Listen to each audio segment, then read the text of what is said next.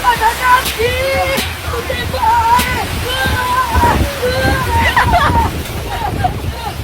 Viral emak-emak ngamuk lempar barang dagangan gegara hujan tak juga berhenti, sepi tak ada pemasukan.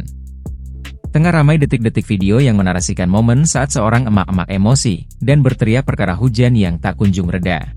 Hal itu kini ramai usai diunggah di sosial media, salah satunya akun Instagram @medsoson pada Senin, 6 Januari 2025.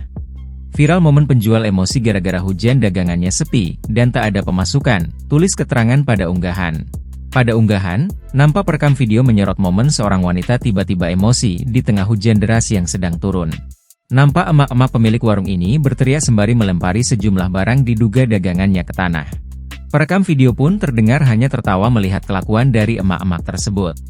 Disebutkan jika lokasi momen emak-emak ngamuk saat hujan ini terjadi di sebuah pasar malam daerah Purwokerto, Jawa Tengah.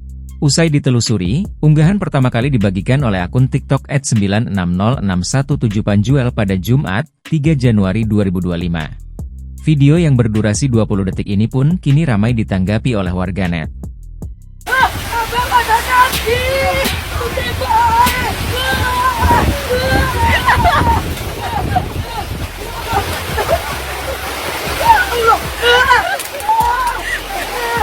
Abang ada kaki.